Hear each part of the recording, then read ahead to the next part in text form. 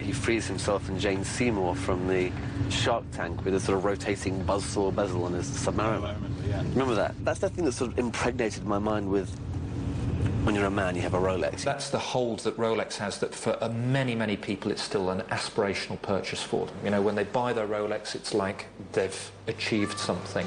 No wonder the others have to go to ever more extraordinary advertising rates to compete. This appeal with kind of extreme sports at the moment, you know, it's kind of a phase, I think, you know, and so a lot of the brands are kind of following that, because then for some of the people buying into that product, they're buying into that dream. Yeah, well, Jose Mourinho was doing his press conference for Inter Milan, and I noticed he had a Richard Mille on. I mean, I hope it doesn't make me sound shallow, but I just noticed it, you know, because they do stand out as a watch. They do, absolutely. The dude that goes out and buys La Jolla, thinking Brad, He's going to play the mating game better.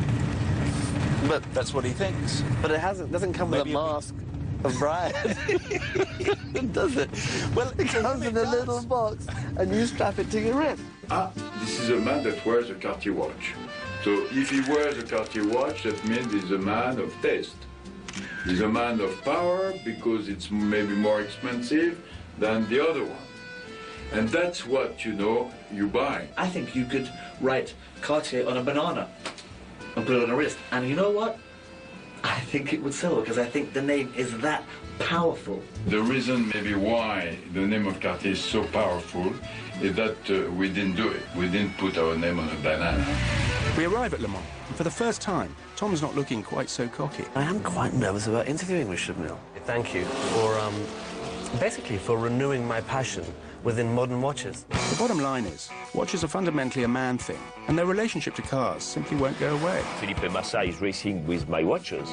And from that, he even raced 2 years, 2 seasons, with a tourbillon watch, and everybody told me I was cuckoo. Richard Mille's watches are, quite literally, built using the same principles as a Formula One racing car. My tourbillon, you can see, the bridges are like suspensions. And boom, boom, boom, and they resist to a lot of huge shocks. For me, the most obvious similarity that there is between cars and watches are with the Porsche 911 and the Rolex Oyster.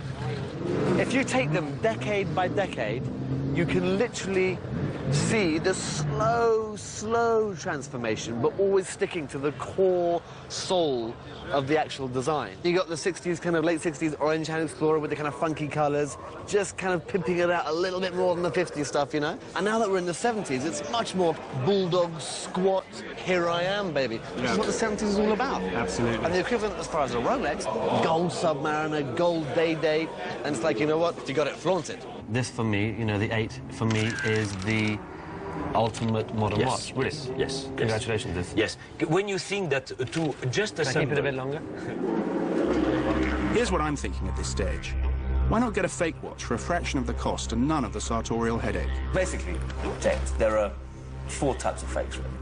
You've got the really cheap market stuff for kind of, you know, £5 or whatever.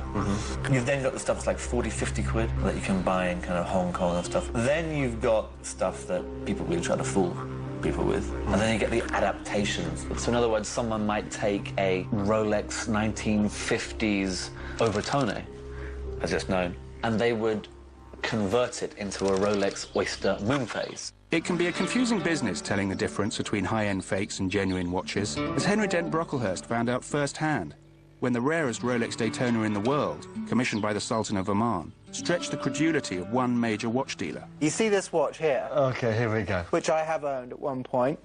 The pride and joy of that is the top of the Christmas tree. Walk into a watch shop in Miami, and the biggest watch dealer in Miami says, that's a fake. I call Tom from the airport and I say, well, this Bugging out. I mean, freaking out at Miami airport. This is a situation where when I arrived in Miami, everybody I was staying with was, oh my God, that is the coolest watch I've ever seen. Wow. By the end of my stay in Miami, I was the laughing stock of Coral Gables. So the guy says, I'll put my whole reputation on the fact that that's a hodgepodge from Texas. It's a chop shop. And I'm like, well, Tom, have you got any paperwork for this watch? I trust you. And he wouldn't back down, really, because he even sent you upstairs to his watchmaker. Yeah. And his watchmaker took it apart and said, fine, right? Yeah. The reality is that we got all the paperwork finally back. proved him completely wrong.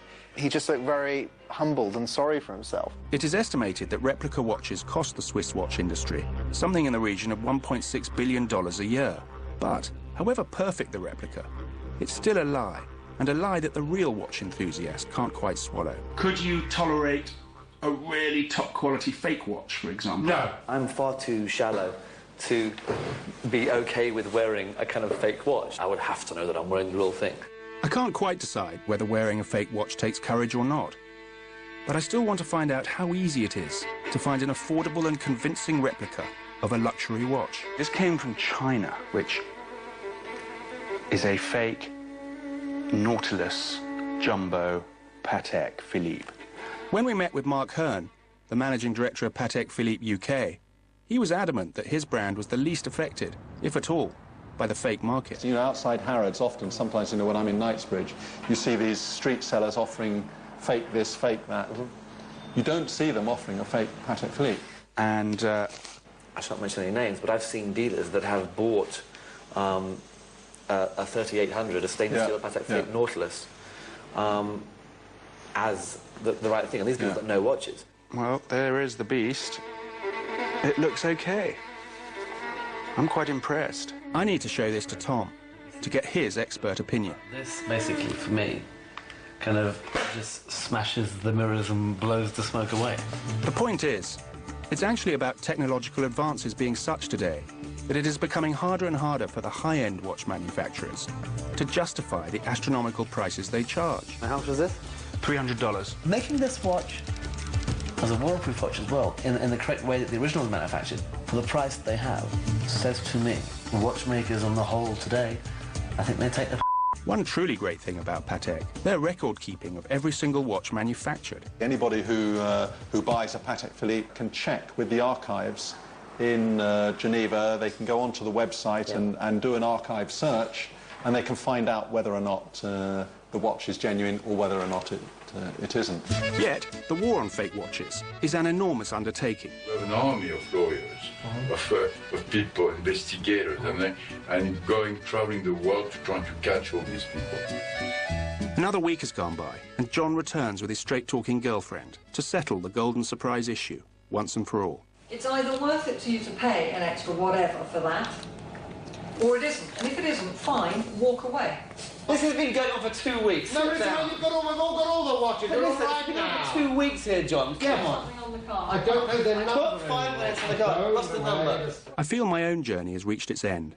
I've found no reason to doubt Tom's advice. Tell me, Guru. What do you think? Now I need you to tell me what do you think? I'm sticking with my gold sub because it's basically unbeatable. I love these, and I think these are very undervalued. And, after a couple of weeks of wear, I feel convinced, for the time being at least, that this is the watch for me. I'll make you a bet now, all right, a gentleman's bet, that within 6 months, okay, you want me to find you a yellow gold vintage 6265 Daytona, and you'll pay me 40,000 quid for one. Do you want the bet? No. Do you agree with me, okay? Do you want the bet? You'll never win it. You know why? You know why? You wouldn't do it. No, you know why? Out of pride, you wouldn't do it. Do you know what? He's so stubborn he cut his leg off. You know what? Forget the 6 months, could be tomorrow.